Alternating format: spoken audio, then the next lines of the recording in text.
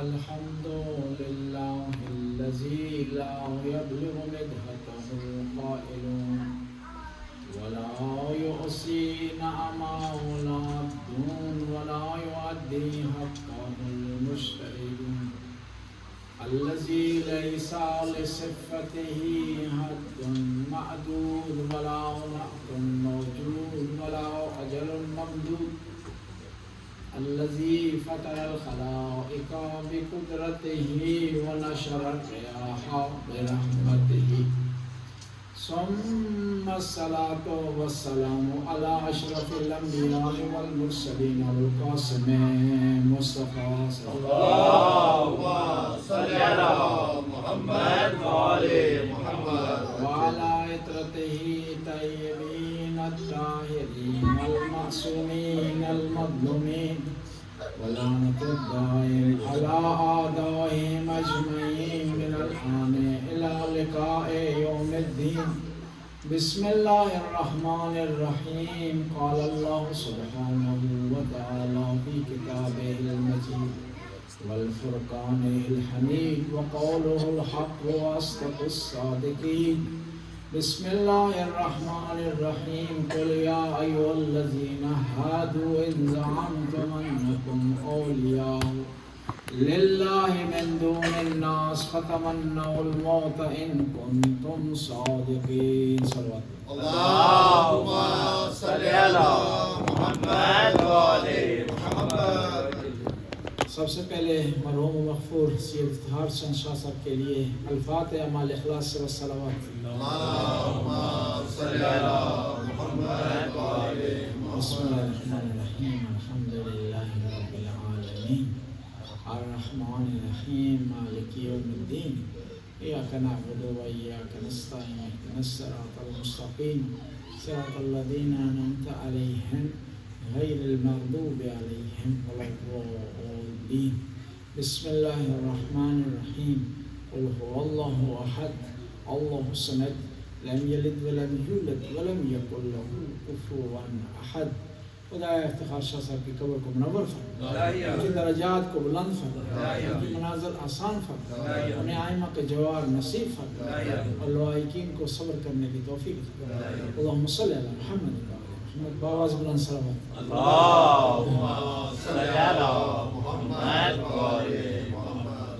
خداوند تعالیٰ سورہ جمعہ میں ارشاد فرماتا ہے کہ اے یہودیو کہ اگر تم یہ کہہ رہے ہو کہ اللہ کے ولی ہو، اللہ کے قریب ہو، اللہ کے دوست ہو، اللہ کے محب ہو، تو موت کی تمنا کرو. اگر تم موت کی تمنا کر لو گے تو تم اپنے دعوے میں سچ ہو. اب یہ دیکھنا ہے کہ موت ہے کیا. اسلام میں اس کی تعریف کیا کی ہے؟ ڈاکٹر صاحب نے تشریف فرمایا. اور میڈیکل اس کی کیا تعریف کرتا ہے؟ اور اسلام اور میڈیکل تعریف میں کیا فرق ہے؟ موت کے لحاظ سے جانداروں کو دو حصوں میں تقسیم کیا جاتا ہے، انسان اور غیر انسان. غیر انسان جب مرتا تو فنا ہو جاتا ہے، ختم ہو جاتا ہے، ڈسٹرائے ہو جاتا ہے، لیکن پھر بھی وہ سرکل میں آ جاتا ہے. سرکل میں آ جاتا ہے. ایک جانور مرا ہے، اس کا باڈی روح زمین پر تبخیر ہو جائے گی، ایک حالت سے دوسری حالت میں تبدیل ہو جائے گی، اور اسی کی باڈی کی وجہ سے گھاس جمے گا، اس کو ایک اور جانور کھائے گا. لہذا یہ جو جانور ہے باڈی اس کی تبدیل ہوگی گھاس میں، گھاس تبدیل ہوگی ایک اور جانور میں. یعنی وہ جو جانور ہے جاندار ہے، انسان نہیں، وہ بھی ختم نہیں ہوتا، تبدیل ہوتا ہے. چیر اصل کے انسان، کیا بات ہے، چیر اصل کے انسان. اور جب انسانوں میں آتے ہیں، کیا بات ہے، یعنی جاندار کے حوالے سے موت دو حصوں میں ہے، انسان اور غیر انسان. اور جب انسانوں میں آتے ہیں تو پھر بھی ہم اس موت کو دو حصوں میں تقسیم کریں گے. انسان ہے، مر گیا ہے، فنا فی اللہ ہو جائے گا، ختم ہو جائے گا. لیکن ایک ایسا انسان ہے جو مرنے کے بعد بھی زندہ ہے. اس کے بارے میں حدیث نے کہا من مات علی حب آل محمد مات شہیدا. جو آل بیت کی محبت دل میں رکھ کر کے دنیا وہ مرا نہیں ہے بلکہ وہ شہید ہے. اور قرآن نے شہید کے بارے میں کہا وَلَا تَحْسَبَنَّ الَّذِينَ قُتِلُوا فِي سَبِيلِ اللَّهِ أَمْوَاتٌ بَلْ أَحْيَاءٌ عِندَ رَبِّهِمْ يُرْزَقُونَ. ساری دنیا موت سے گھبراتی ہے, ڈرتی ہے نہیں, لیکن علی اور علی والا نہیں گھبراتا. سبحان اللہ. کسی نے مولا سے کہا کہ آپ میدان میں جاتے ہیں تو گھبراتے نہیں, ڈرتے نہیں, پریشان نہیں ہوتے, موت سے آپ نہیں ڈرتے. کہا موت علی موت سے نہیں گھبراتا, کیونکہ علی کے لیے کوئی فرق نہیں کرتا کہ موت علی پر آ پڑے یا علی موت پر جا پڑے. عرب کے جوان جب بھی میدان میں آتے تھے, وہ بڑے عرب بڑے جنگجو تھے, بڑے بہادر تھے, بزدل نہیں تھے, لیکن مولا کی بہادری اس طرح بیان ہوئی ہے, ظاہر ہوئی ہے کہ دوسروں کی بہادری ختم ہو گئی. ورنہ یہ عرب بڑے بہادر تھے. بہادری کے باوجود بھی جب میدان میں آتے تھے تو 2 زرہ باندھتے تھے, ایک سینے پر ایک کمر پر. لیکن مولا جب بھی میدان میں آتے تھے کمر پر زرہ نہیں باندھتے تھے. کسی نے مولا سے پوچھا کہ آپ کمر پر زرہ کیوں نہیں باندھتے؟ مولا نے کہا کہ کمر پر وہ زرہ باندھتا ہے جو میدان میں بھاگنے کے ارادے سے آئے, کہ جاتے ہوئے کوئی تیر نہ لگے, نیزہ نہ لگ جائے, تلوار نہ لگ جائے. علی میدان میں بھاگنے کے ارادے سے نہیں آتا کہ پیٹھ پر زرہ باندھے. جنگ احد کا واقعہ ہے کہ مولا میدان میں ساری دنیا بھاگ گئی. کسی آدمی سے کسی نے پوچھا کیوں بھاگ رہے ہو؟ کہا خدا ہی حکم ہے بھاگنے کا. جی انہ امر اللہ, یہ خدا ہی حکم ہے, بس بھاگ جاؤ. مولا سے کسی نے سوال کیا کہ اے علی دنیا تبدیل ہو گئی, بھاگ گئی ہے, تبدیل ہو گئی ہے نا. کل تک محمد رسول اللہ کا کلمہ پڑھ رہے تھے, گواہی دے رہے تھے, وعدہ کر رہے تھے, شجاعت کا اظہار کر رہے تھے, اب سارے بھاگ گئے, کوئی میدان میں نہیں بچا. کہا مولا آپ کیوں تبدیل نہیں ہوئے؟ دنیا تبدیل ہو گئی ہے, بڑی بڑی دنیا تبدیل ہو گئی, بڑے نامور پہلوان میدان سے بھاگ گئے ہیں. تو مولا نے کہا کہ علی تبدیل ہونے کے لیے نہیں آیا, علی دنیا کو تبدیل کرنے کے لیے آیا. نعرہ حیدری. یعنی جو علی والا ہے وہ بھی کبھی تبدیل نہیں ہونا چاہیے اسے, وہ دنیا کو تبدیل کرے. وہ اگر نمازی ہے تو دوسرے کو نمازی بنائے, وہ اگر عزادار ہے تو دوسرے کو عزادار بنائے. یہ نہیں ہے کہ دوسرے ماحول میں آ گیا عزاداری چھوڑ دے. جب اپنے کاموں کے لیے ہم شرم نہیں کرتے تو عزاداری میں شرم کرنے کی کیا ضرورت ہے؟ اس لیے تو پیغمبر نے فرمایا, علی کی بہادری کو دیکھ کر کہا ضربت علی یوم الخندق افضل من عبادت الثقلین. علی کی خندق کے دن کی ضربت ثقلین کی عبادت سے افضل ہے. ضربت ہے, جس ہستی کی ضربت کا یہ مقام ہو اس کی عبادت کا کیا مقام ہو. نعرہ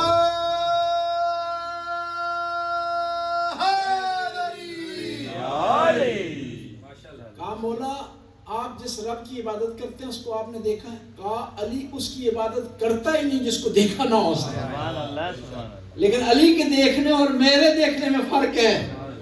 علی اپنے پروردگار کو محسوس کرتا ہے, علی اپنے پروردگار سے بات کرتا ہے, علی دعائے کمیل کے ذریعے کلام کر رہا اپنے پروردگار سے. کم من ثناء جمیل لست اہلا لہ نشرتا. اپنے شیعہ کو سکھانے کے لیے علی بتا رہا ہے کہ خدایا بہت ساری ایسی تعریفیں جس کا میں اہل نہیں تھا تو نے لوگوں میں مشہور کر دیا.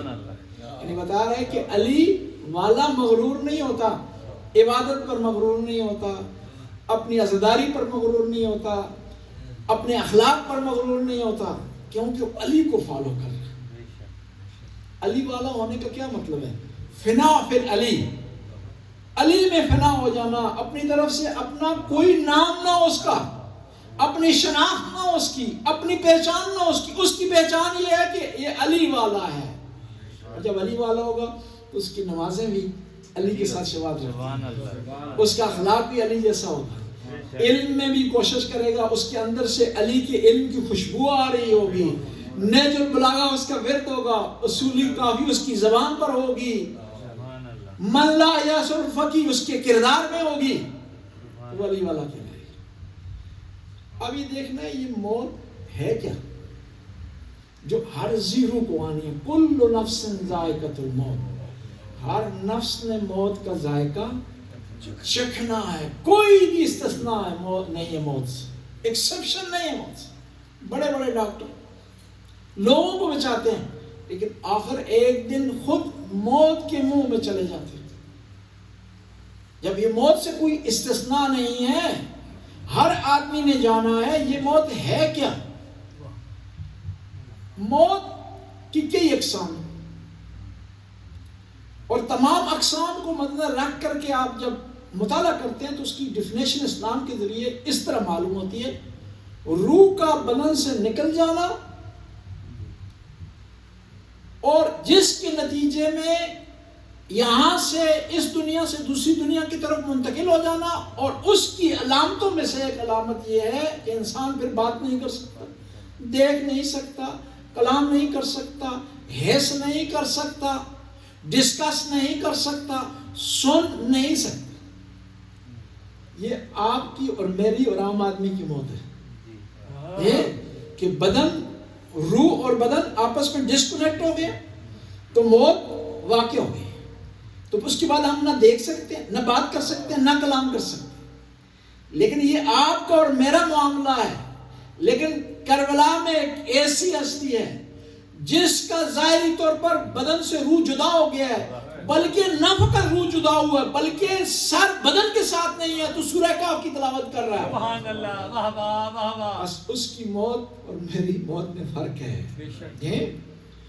ہم کیوں کہتے ہیں یا علی مدد کی، مولا مدد کرتے ہیں؟ یہ کیوں کہ مولا موجود ہے، ہمیں دیکھ رہے ہیں، ہمارے کردار کو دیکھ رہے ہیں، ہمارے عمل کو دیکھ رہے ہیں، مجالس میں شرکت ہو رہی ہے. سبحان اللہ. کیوں کہ یہ وہ ہستیاں ہیں، یہ ہماری طرح نہیں. بس موت کی کئی اقسام ہیں.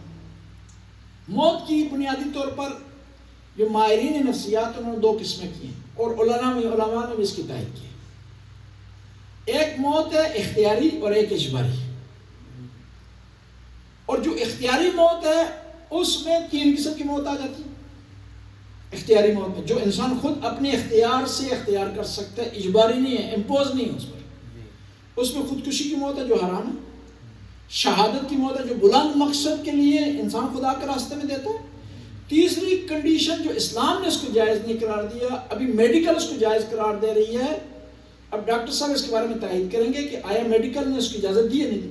ایک آدمی ایسا ہے کہ اس نے مر جانا ہے، اس کی موت یقینی ہوگی ڈاکٹروں کے نزدیک، لیکن اس کا زندہ رہنا اس کے لیے اذیت ہے.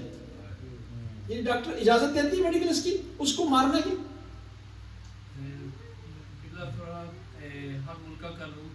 قانون کی طرف جی اسلام اس کی اجازت نہیں دیتا. اسے ہم عربی میں کہتے ہیں انتزاعی موت. یہ اختیاری ہے لیکن مریض نے اپنے اختیار سے نہیں لی، ڈاکٹروں کے اختیار میں، لیکن انسانی اختیار میں. اب اس کے بعد دو موت ہو جاتی ہے اجباری. اس کی دو قسمیں، ایک ہے نیچرل موت کہ انسان بڑھاپے کی وجہ سے کمزوری سے مرتا ہے. دوسری موت حادثاتی موت ہے، جس کے بارے میں کہا گیا کہ یہ حادثاتی موت ہے، اس سے خدا کی پناہ مانگیں، اس کے لیے صدقہ دیں، اس کے لیے دعائیں کریں. اور کچھ گناہ ایسے ہیں جو باعث بنتے ہیں کہ حادثاتی موت ہو جائے، جس میں گناہ کون سا گناہ مین ہے؟ جو پاک دامنی کے خلاف ہے، عفت کے خلاف ہے، جو کیا ہے جسے آپ، میں کہنا نہیں چاہتا وہ لفظ اسٹیج سے، یعنی ایک آدمی غلط کام کرتا ہے بغیر نکاح کے، جی اس کی وجہ سے یہ موت آ سکتی ہے. اور اگر اس سے بچنا چاہے تو اس گناہ سے بچے. بس موت کی یہ اقسام ہو گئی، اختیاری اور غیر اختیاری. اختیاری میں جو ہے تین آ گئی: شہادت، خودکشی، اور پھر خودکشی میں ایک عام خودکشی ہے، ایک جو لوگ وہابی کرتے ہیں خودکش حملہ، جی وہ موت ہے نا، جی اختیاری ہے، یعنی اپنے اختیار سے حرام کام کر رہے ہیں. اور ایک ہے انتزاعی موت. پھر جو موت کیا ہے اجباری اختیاری نہیں ہے، اس میں دو قسمیں ہیں، ایک طبی نیچرل موت ہے اور ایک حادثاتی موت ہے. اب موت کیا ہے؟ ہر آدمی کو آنی. مولا امیر المومنین علیہ السلام نے جب لاغا میں ارشاد فرماتے ہیں اللہم صلی علی محمد وآلِ محمد، نیزل اللہ میں ارشاد فرماتے ہیں کہ اگر موت سے چھٹکارا ہوتا تو حضرت سلیمان کو ہوتا، جو ہوا پر کنٹرول رکھتے تھے، جنوں پر کنٹرول رکھتے تھے۔ اب موت سب کو آنی ہے، اس سے کوئی چارہ نہیں، اس سے کوئی چھٹکارا نہیں، تو پھر انسان ڈرتا کیوں موت سے؟ موت سے کیوں گھبراتا؟ موت سے کیوں پریشان ہوتا؟ مثال کے ذریعے عرض کروں گا۔ آپ ایک گاڑی میں سفر کر رہے ہیں، آپ کے پاس لائسنس نہیں، خود ڈرائیو کر رہے ہیں، گاڑی آپ کو آتی ہے، چلا سکتے ہیں، لیکن لائسنس نہیں۔ جب تک آپ کا سفر مکمل نہیں ہوگا آپ پریشان ہوں گے، کیونکہ لائسنس نہیں۔ موت سے بھی اس لیے انسان گھبراتا ہے کہ یہ سفر ہے لیکن اس کے پاس عقیدے کا لائسنس نہیں، جی ولایت علی اس کے دل میں نہیں، توحید اس کے دل میں نہیں، رسالت کا اس نے اقرار نہیں کیا، عقیدہ اچھا نہیں رکھا اس نے، اس لیے گھبرا رہا ہے کہ آگے کیا جواب دے گا۔ جب سوال ہوگا من امام کا، تیرا امام کون ہے، تو وہ جواب نہیں دے سکے گا، کیوں؟ اس لیے ڈر رہا ہے۔ اور یہ بھی یاد رکھیں کہ یہ سوال ہے جو قبر میں نا لگتے تو بڑے ایزی ہیں۔ جی ایک دفعہ میں نے تقریر کی کہیں تو محمد نے کہا کہ مولوی صاحب کیوں تقریریں کر دو، پرچے تے لکھو، کفن میں رکھ دو، اتنے جو سوال آئے تھے تو پڑھ کے جواب دیتا جائے، ختم۔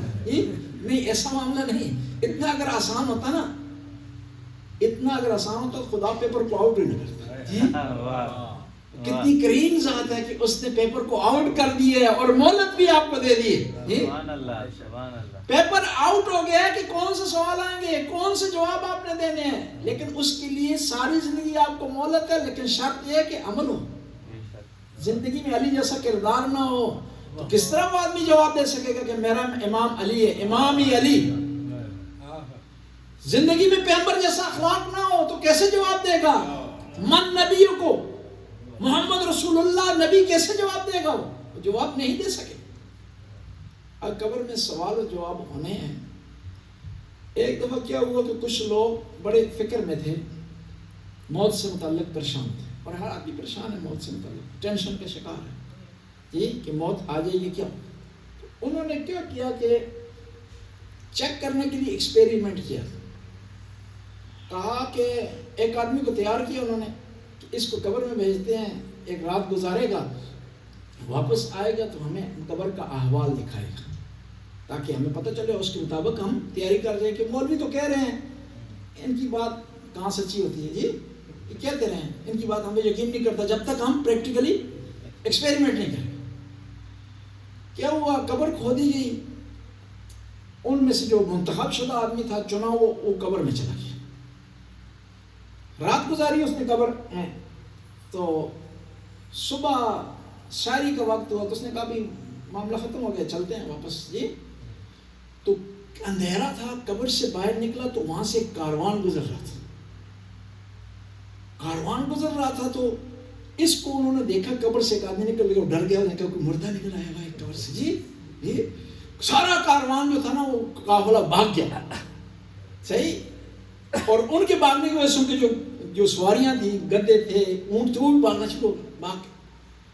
اب وہ آدمی باہر نکلا، تھوڑی دیر وہ آگے گئے تو انہوں نے دیکھا کہ دیکھیں چیک تو کریں مردہ کہاں گیا جی، واپس آئے، انہوں نے کہا کہ نہیں یہ تو مردہ نہیں، انہوں نے پکڑ کے اس کو پھینٹی لگائی کہ بھائی ہمارے جانوروں کو بھی تم نے بھگایا ہے، ہمیں بھی ٹینشن میں ڈال دی ہے، اس کو ٹھیک ٹھاک پھینٹی لگائی۔ اب وہ واپس آیا ان دوستوں کے پاس جنہوں نے بھیجا تھا اس کو کہ تم نے جا کر چیک کرنا ہے کہ قبر کے کیا احوال ہے جی۔ واپس گیا تو انہوں نے پوچھا کہ قبر میں کیا ہوتا ہے، انہوں نے کہا کہ کبھی کسی نے جانوروں نہ چھیڑو نا، کچھ بھی نہیں ہوتا جی، انسانوں اور جانوروں کو تکلیف پہنچائیں گے، ان کو ڈرائیں گے، ان کو بھگائیں گے تو پھر پھینٹی پڑے گی۔ یہ ایک لطیفہ ہے لیکن اس میں حقیقت ہے۔ اس دنیا میں اگر کسی سے نہیں چھیڑیں گے، کسی کو تنگ نہیں کریں گے، کسی کا حق نہیں کھائیں گے، کسی کا مال نہیں کھائیں گے، کسی پر تجاوز نہیں کریں گے، کسی سے بد اخلاقی نہیں کریں گے، کسی کو اذیت نہیں پہنچائیں گے تو قبر آسانی سے گزر جائے گی۔ لیکن اس دنیا میں آپ کردار اچھا نہیں رکھتے، بد اخلاقی کرتے ہیں، لوگوں کا مال اٹھاتے ہیں، لوگوں کا مال غصب کرتے ہیں، اور کوئی آدمی بھی آپ کے شر سے محفوظ نہیں ہے تو پھر وہاں جواب دینا پڑے گا، من دینوں کا، من اماموں کا، من ربوں کا۔ اور وہ جواب آسان ہے ظاہری طور پر، لیکن ان کا جواب تیار کرنا مشکل ہے، اس کے لیے پوری زندگی چاہیے۔ تلقین تو بیان کرتے ہیں ہم، لیکن تلقین اس کے پلے پڑے گی کہ جس نے اس دنیا میں عملی طور پر اس تلقین کے لیے تیاری کی ہے۔ میں عرض کر رہا تھا کہ آپ ایک گاڑی میں سفر کر، لائسنس نہیں، آپ گھبرائیں، لائسنس آپ کے پاس ہے، لیکن آپ کے پاس جو سیٹ میں بیٹھا ہوا آدمی ہے آپ کے سائڈ پر، وہ کسی کیس میں مطلوب ہے، مجرم ہے۔ آپ ٹھیک ہے، لائسنس آپ کے پاس صحیح ہے، پیٹرول گاڑی میں مکمل ہے ہر چیز، اس کی وجہ سے آپ گھبرائیں گے۔ آپ دنیا میں آپ کا کردار صحیح رہا ہے، پراپر رہے ہیں، لیکن دوستی آپ نے جو اپنائی ہے ان لوگوں کا کردار لو رہا ہے، وہ اہل بیت سے دور رہے ہیں، وہ عزاداری میں نہیں آتے رہے، وہ بد اخلاقی کا مرتکب رہے ہیں، کردار ان کا اچھا نہیں رہا، گناہ میں مرتکب رہے ہیں، تو ان دوستوں کی وجہ سے آپ اس سفر میں پریشانی کا سامنا آپ کو کرنا پڑے گا۔ اور ایک اور یہ ہے کہ آپ کے پاس ایک اور چیز ہے، گاڑی میں آپ سفر کر رہے ہیں، دوست بھی صحیح بیٹھا ہوا ہے، لائسنس بھی آپ کے پاس ہے، لیکن آپ کے پاس پیٹرول کا اندازہ لگانے کے لیے میٹر نہیں آپ کی گاڑی میں، آپ کو نہیں پتا کہ کتنا پیٹرول ہے، اور پتہ بھی نہیں ہے کہ پمپ کہاں آئے گا سیکنڈ، تو آپ پریشان رہیں گے، ٹینشن کا شکار رہیں گے آخر تک۔ اسی طرح دنیا سے آخرت کے سفر میں بھی ذات کی ضرورت ہے، سامان کی ضرورت ہے، جس کے پاس نہیں ہوگا وہ پریشان ہوگا۔ امیر المومنین ارشاد فرماتے ہیں قلت الذات و بعد السفر، کہ سفر لمبا ہے لیکن کیا ہے، سامان کم ہے۔ امام زین العابدین علیہ السلام صلوات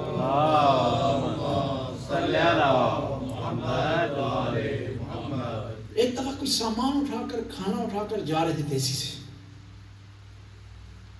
تو امام کے صحابی نے سوال کیا، یا ابن رسول اللہ، فرزند رسول، کہاں جا رہے ہیں؟ میں مدد کرتا ہوں، مجھے دے، میں اٹھاتا ہوں۔ امام نے کہا کہ میں سفر پر جا رہا ہوں اور اس وجہ سے اس سامان کو ایک محفوظ جگہ پر پہنچا رہا ہوں اس سفر کی خاطر، اور میں چاہتا ہوں کہ میں اپنے سفر کا سامان خود اٹھاؤں، تجھے تکلیف نہ ہو۔ دوسرے دن اس نے دیکھا کہ امام وہیں، اس نے سوال کیا، یا ابن رسول اللہ، آپ تو کہہ رہے تھے میں سفر پر جانا ہے، سفر پر آپ نے کہا سفر سے میری مراد اس دنیا سے آخرت کا سفر ہے، اور وہ سفر کا سامان غریبوں کے لیے میں کھانا لے جا رہا تھا، اور محفوظ جگہ یہ ہے کہ غریبوں کو جا کر دے دوں، مستحقین تک پہنچاؤں۔ اور ایک اور وجہ جس کی وجہ سے انسان ڈرتا ہے دنیا سے آخرت کی طرف جانے کے لیے، سے ڈرتا ہے، کیوں؟ پیغمبر فرماتے ہیں کہ کیونکہ لوگ وہ ڈرتے ہیں جنہوں نے دنیا آباد کی ہے، آخرت آباد نہیں کی، اور آبادی سے خرابی کی طرف نہیں جانا چاہتے۔ دیکھیں نا، آپ ایک گھر سے شفٹ ہو رہے ہیں ایک دوسرے گھر میں، جس گھر میں جا رہے ہو اس کے لیے اہتمام کرتے ہیں آپ، اس میں صفائی کا انتظام کرتے ہیں، اس میں طرح طرح کے فرنیچر لگواتے ہیں، جس کو چھوڑ رہے ہیں اس کو اہمیت نہیں دیتے آپ۔ لیکن افسوس ہے انسان اس کو الٹا کرتا ہے، جس کو چھوڑنا ہے اس کو سجا رہا ہے، جہاں جانا ہے اس کے لیے انتظام نہیں کر۔ اس دنیا میں انسان کوشش کرتا ہے اچھا گارا اس کے پاس، اچھی سواری اس کے پاس، حتیٰ قرضہ اٹھا لیتا ہے، اچھی گاڑی لیتا ہے کہ تاکہ دوسروں کے سامنے میرا پوزیشن، اور پھر امام بارگاہ میں لے کر آتا ہے تاکہ دوسرے مومنوں کو پتہ چلے کہ میرے پاس کیا ہے، وہ کون سی گاڑی، ٹیسلا انتظام کرتا ہے، اپنا ٹاور بناتا ہے، اپنا مقام بنانے کی کوشش کرتا ہے۔ حالانکہ یہ ساری جو ٹور ہے دنیا کی، جو گاڑیاں ہیں، مکان ہیں، یہ بچوں کے کھلونے کی طرح، جس طرح بچہ کھلونے کو جو ہے اہمیت دیتا ہے نا، اور بعض کا جب آپ اس سے کہتے ہیں تمہارے پاس کیا، تو کہتے ہیں میرے پاس یہ گھر ہے، گھر اپنا پیش کر دیتے ہیں، کہتے ہیں میرے پاس یہ گاڑی ہے۔ آخرت میں بھی یہ ساری چیزیں کھلونے کی طرح دکھائی دیں گی، کون سی چیز کام آئے گی انسان کی قبر میں، اس کے اعمال۔ اور قبر میں حدیث میں ہے، امیر المومنین ارشاد فرماتے ہیں القبر ینادی کل یوم، قبر روزانہ اعلان کرتی ہے، اے میری طرف آنے والا، یہ دیکھ لینا تو کہاں آ رہا ہے۔ قبر کیا کہتی ہے؟ انا بیت التراب، میں مٹی ہوں، اور وہاں پر وہی کامیاب ہوگا جو ابو تراب کو ماننے والا ہے. وہ کہتی ہے انا بیت تراب، مٹی کا گھر، میری طرف آنا ہے تو تمہارے دل میں ابو تراب کی محبت ہونی چاہیے، تب میں تمہارے ساتھ کمپرومائز کروں گی، ورنہ میں سختی ہوں. آپ کو 2 دن چھوڑ دیا جائے نا مٹی پر سونے کے لیے، کتنی تکلیف ہوتی ہے، کتنا پریشان ہوتا ہے، کتنا ٹینشن کا شکار ہوتا ہے. حالانکہ دنیاوی دوسری سہولتیں ہیں، قبر میں دوسری سہولتیں نہیں ہیں. وہاں پیسے آپ کے کام نہیں آئیں گی، وہاں ملک و املاک آپ کے کام نہیں آئے گا، وہ دوست و احباب آپ کے کام نہیں آئیں گے. کون سی چیز کام آئے گی؟ آپ کے اعمال آپ کے کام آئیں گے. اور جب انسان دنیا سے چلا جاتا ہے تو اس کی جو فائل ہے بند ہو جاتی ہے. ماتا ولد آدم انقطع عملہ، کہ جب انسان دنیا سے چلا جاتا ہے تو اس کا عمل روک جاتا ہے، اس کی فائل کلوز ہو جاتی ہے، اس کا نامہ اعمال ختم ہو جاتا ہے، بند ہو جاتا ہے. نیکیاں جو کر لیں کر لیں، خطائیں جو سرزد ہوئی ہیں سرزد ہو. اب کمی اور اضافے کی گنجائش نہیں ہے اس میں. لیکن 3 ایسے کام ہیں جس کی وجہ سے آپ کا نامہ اعمال کھلا رہے. افتخار حسین شاہ صاحب دنیا سے چلے گئے، ان کا نامہ اعمال بند ہو گیا، لیکن میرا اور آپ کا نامہ اعمال کھلا ہوا ہے. اور اس نامہ اعمال پہ آپ نے خود لکھنا ہے. آپ نے خود لکھنا ہے کہ آپ وہاں یا حسین لکھتے ہیں، یا علی مدد لکھتے ہیں، عزاداری آپ لکھتے ہیں، نماز آپ لکھتے ہیں وہاں پر، امیر المومنین کا ذکر وہاں لکھتے ہیں، یا اس کو خالی چھوڑ جاتے ہیں تو پھر شیطان آپ کے ہاتھ سے وہاں لکھواتا ہے، یہی گناہ لکھواتا ہے، غلطیاں لکھواتا ہے، خطائیں لکھواتا ہے، غفلت لکھواتا ہے. بس انسان جب دنیا سے جاتا ہے تو اس کا عمل رک جاتا ہے. لیکن 3 ایسے کام ہیں جن کی وجہ سے آپ کا نامہ اعمال کھلا ہے، نیکیوں میں اضافہ ہوتا ہے. ولد صالح، نیک اولاد. لیکن آج یہاں آپ ذکر کر رہے ہیں افتخار شاہ صاحب کا، کیوں اولاد نیک کہ تذکرہ کر رہی ہے، مجلس ہو رہی ہے، ماتم کی کیفیت بنی ہوئی ہے، یہاں پر عزا کی کیفیت بنی ہوئی ہے، ذکر اہل بیت ہو رہا ہے، قرآن کی آیات کی تلاوت ہوئی ہے. کیوں؟ اولاد نیک. نیک اولاد کو خود بھی ثواب ملتا ہے اور اس کا ثواب ایک مرحوم کو ملتا ہے. لیکن بشرط ہے کہ انسان نیک اولاد چھوڑے نا، اس کی تربیت کی ہو، اس کو سکھایا ہو، اس کو قرآن پڑھایا، اس کو اہل بیت کے درس سے آشنا کیا ہو، اس کو عزاداری سے آشنا کیا ہو، تو تب وہ اولاد سبب بنے گی کہ مرنے کے بعد بھی نیکی میں اضافہ ہو. اور دوسری چیز جو کہ نیکی میں اضافے کا سبب بنتی ہے وہ ہے علم ینتفع بہ. علم آپ نے پھیلایا، دنیا سے چلا گیا پھیلانے والا، جب تک اس علم پر عمل ہوتا رہے گا ثواب اس کے نامہ اعمال میں لکھا جاتا ہے. کسی نے مدرسہ بنایا ثواب ملا، کسی نے کتاب چھپوائی ہے ثواب ملتا رہے گا اس کو، کسی نے قرآن کی تعلیم کا انتظام کیا ثواب اس کو ملتا رہے گا دنیا سے جانے کے باوجود، عمل منقطع ہونے کے باوجود. اور تیسری چیز جو کہ انسان کی نیکی کا سبب بنتی ہے، اس میں کی نیکیوں میں اضافے کا سبب بنتی ہے، وہ کیا؟ صدقۃ جاریہ.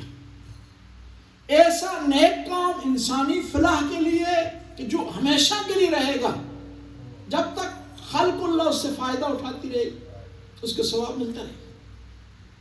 ہم یہاں بیٹھے ہوئے نا، آج مجلس ہوئی، جن لوگوں نے بنیاد کی ڈالی ہے، جی دنیا سے چلے گئے، انجمن حسینی کی بنیاد ڈالی ہے، اس میں کام کیا ہے، اس میں ورک کیا ہے، اس میں چندہ کیا، دنیا سے چلے گئے. ہمارے یہاں بیٹھنے کا ثواب ہمیں بھی مل رہا ہے، ان کو بھی ملے، کیونکہ صدقہ جاری ہے. افتخار شاہ صاحب نے جو صدقہ جاری کیا کر دیا، ٹھیک ہے، اب وہ نہیں کر سکتے. لیکن آپ کے لیے میرے لیے فرصت ہے کہ ہم کچھ صدقہ جاریہ کریں، ایک مستقل کام کریں، کہیں امام بارگاہ بنا دیں، کہیں مدرسہ دینی بنا دیں، کہیں مسجد کی تعمیر کر دیں، تاکہ جب تک وہ مرکز قائم رہے ہمیں اس کا ثواب ملتا رہے اور ہمارے نیک اعمال میں اضافہ ہوتا رہے. پھر امام فرماتے ہیں کہ قبر کیا اعلان کرتی ہے؟ انا بیت الوحشہ، میں ڈراؤنی جگہ ہوں. یہ انسان جو بڑے بڑے محلوں میں رہتا ہے، فلیٹ سے چلا جاتا ہے یہ اینی بولی میں، کیونکہ یہ جگہ تنگ ہوگی اس کی، ابھی وہاں نہیں، اس کو دم گھٹتا ہے، جی گنجائش تو ہوتی ہے. وہی انسان جو فلیٹ میں قابو نہیں آ رہا ہوتا وہ قبر کی قابو ہوتا ہے، یہ کنٹرول میں رہتا ہے اس قبر وہ اینیولی میں، وہاں سے پھر دوسرے مکان میں شفٹ ہوگا، پھر بڑے ایریے میں۔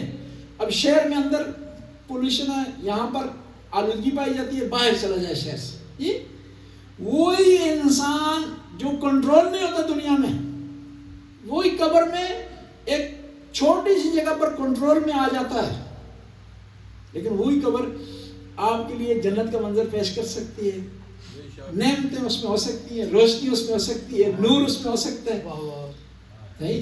اور یہ ہو نہیں سکتا جب امیر المومنین آئیں آپ سے ملنے کے لیے پھر روشنی نہ ہو، جی سبحان اللہ، امیر المومنین آپ سے ملنے آئے وہ قبر جنت نہ بن جائے، لیکن آپ بشرط ہے کہ امیر المومنین کو دعوت دیں اپنے عمل کے ذریعے،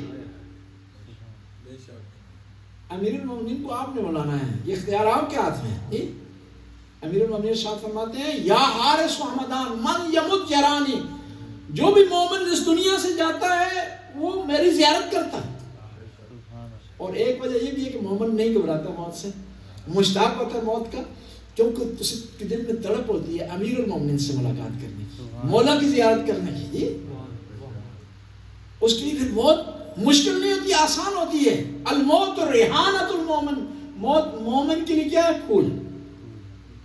بس مختصر کرتے ہیں کہ موت کیا ہے؟ اس دنیا سے آخرت کی طرف سفر ہے جو روح کے بدن سے جدا ہونے کے نتیجے میں ہے، اور یہ ہر آدمی کو آنی ہے، لیکن مومن کی موت شہادت ہے، اور مومن کی موت شہادت ہے، اس میں مومن اس دنیا میں موجود ہے، ہمارے اعمال کو دیکھ رہا ہے۔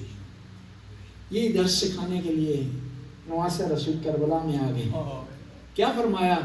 کہا میرے صحابی الموت قنطرۃ بینکم و بین الجنہ، موت تمہارے اور جنت کے درمیان پل ہے۔ اور صحابی بھی کتنے پیارے تھے، ایک صحابی شب عاشور کو کھڑے ہوئے جب مولا نے کہا نا کہ چلے جائیں جو جانا چاہتے ہیں، پتہ کیا کہا؟ کہا مولا میری ناقابل جان ہے، قیمتی جان نہیں ہے، ناقابل ہے، ناچیز، کاش کہ کوئی قیمتی چیز ہوتی آپ پر قربان کرتی، پھر بھی یہ ناقابل جان اگر 1000 دفعہ آپ پر قربان کر دی جائے تو پھر دوبارہ مجھے زندہ کیا جائے تو پھر بھی میں کہوں گا کہ مولا میں تیار ہوں اپنے آپ کو آپ پر قربان کرنے کے لیے۔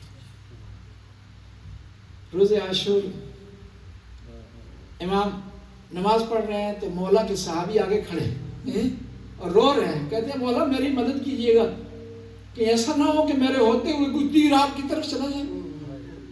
تیروں کو سینے پر لے رہے ہیں، سینے پر لینے کے بعد جب گرتے ہیں نا صحیح، مولا حسین ان کے سر کو گود میں لیتے ہیں۔ پتہ کیا کہا؟ کوئی آرزو نہیں کی، کوئی وصیت نہیں، پتہ کیا کہا؟ ارضیت منی یا مولا، اے مولا کیا آپ مجھ سے راضی ہیں؟ یعنی موت سے کھیل رہے تھے کربلا کے شہداء، موت کو شکست دے رہے تھے کربلا کے شہداء۔ دیکھیے نا، جس آدمی کو پتا ہو کہ اس نے مر جانا، دشمن نے اس کے گھیرے میں لیے ہوئے، تعداد کم ہے، دشمن کے پاس ہر قسم کے ہتھیار، ہر قسم کے اوزار ہیں، اس کو پتا ہو لیکن وہ فخر کر رہا ہو کس وجہ سے؟ کیونکہ نواسہ رسول کی رکاب میں لڑ رہا ہے، نواسہ رسول کی ہمراہی میں لڑ رہا ہے۔ شہداء کربلا میں ایک جون شہید ہیں، جون، اور یہ حضرت ابوذر غفاری کے غلام تھے۔ یہ ربضہ میں حضرت ابوذر غفاری کے ساتھ رہے، سختی انہوں نے کاٹی ہے، جلاوطنی انہوں نے کاٹی ہے، بھوک انہوں نے کاٹی ہے، پیاس کاٹی۔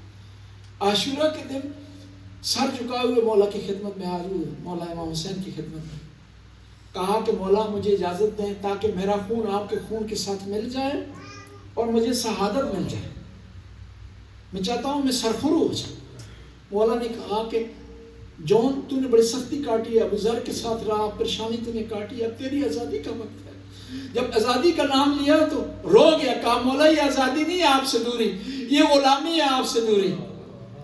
امام کے ہاتھوں کو اس نے چومنا شروع کر دیا، پاؤں میں گر گیا، درخواست کر رہا ہے کہ مولا مجھے اجازت دیتا کہ میں سرخرو ہو جاؤں، آپ کی والدہ گرامی کی بارگاہ میں سرخرو ہو جاؤں، میں کہہ سکوں کہ محمد کی لاڈلی میں نے اپنے آپ کو تیرے بیٹے پر قربان کر دیا۔ جب مولا نے اجازت دی نا، یہ میدان کی طرف روانہ ہوا، غلام تھا، لیکن کیونکہ مولا کا غلام تھا اس لیے ظالم نے ظلم کرنا شروع کر دی۔ غلام سمجھ کر کے نہ چاروں طرف سے ظالموں نے حملہ کیا، کوئی نیزہ مار رہا تھا، کوئی تیر چلا رہا تھا، کوئی تلوار چلا رہا تھا، جسے کچھ نہیں مل رہا تھا نا وہ ریت اٹھا کر جون کی طرف پھینک رہا تھا۔ اب جون گھوڑے کی زین سے زمین پر آئے ہیں، گھوڑے کی زین سے زمین پر آئے ہیں، نہیں پکارا مدد کے لیے امام حسین کو۔ پتہ کیا کہا؟ پتہ تھا کہ امام حسین تشنہ لب ہیں، تھکے ہوئے ہیں، لاشیں اٹھا اٹھا کے تھک گئے ہیں۔ پتہ کیا کہا؟ السلام علیکہ یا ابا عبداللہ، اے ابا عبداللہ، اپنے غلام کا آخری سلام قبول کریں۔ امام حسین عقاب کی طرح جون کی لاش پر آئے، سر کو آغوش میں لیا، آغوش میں لینا تھا، جون نے اپنے سر کو نیچے گرا دیا۔ کہا جون کیوں گرایا ہے؟ کہا مولا میں اس قابل نہیں ہوں کہ میرا سر آپ کی گود میں قرار پائے۔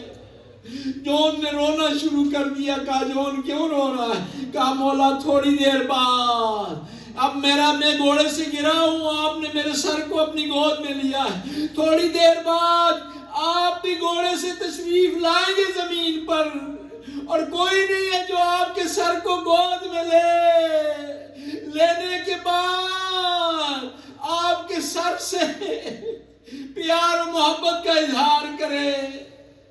اب امام نے پتہ کیا کیا؟ دو ایسی لاشیں ہیں جن کے ساتھ امام نے عجیب رابطہ کیا، ایک علی اکبر کی لاش ہے، ایک جون کی۔ پتہ کیا کیا؟ وَذَا خَدُّ وَلَا خَدِّ، امام نے اپنے رخساروں کو جون کے رخساروں پر رکھا۔ شاید یہ کہا ہوگا جون تھوڑی دیر بعد تو میرے نانا سے ملے گا تو کہہ دینا نانا سے کہ نانا آپ کی امت نے حسین کو بڑا ستایا ہوا ہے، آپ کا نواسہ 3 دن سے پیاسا ہے، تیروں کی بارش میں آپ کا نانا شہادتیں پیش کر رہا ہے، اور آپ کا نواسہ شہادتیں پیش کر رہا ہے، اور نانا کو سلام دے کر کہنا نانا مجھے جلدی اپنے پاس بلا لیں۔ الا لعنت اللہ قوم الظالمین فسیعلم الذین ای منقلب ینقلبون۔ خدا اس قلیل سی حاضر کو قبول و منظور فرما، ہمارے گناہوں سے درگزر فرما، نیک کام کرنے کی توفیق عطا فرما۔ خدا اس مجلس کا ثواب مرحوم افتخار شاہ صاحب کو پہنچا، قبر کو منور فرما، ان کے درجات کو بلند فرما۔ یا اللہ اس خاندان کے لیے اس غم کو آخری غم قرار دے، اس خاندان کو ہر قسم کے غم سے محفوظ فرما، اور آل بیت کے غم صحیح معنوں میں منانے کی توفیق عطا فرما۔ ربنا آتنا فی الدنیا حسنہ وفی الآخرۃ حسنہ وقنا عذاب النار۔ اللہم صلی علی محمد۔ ابھی اذان کا ٹائم تقریباً ہونے والا ہے،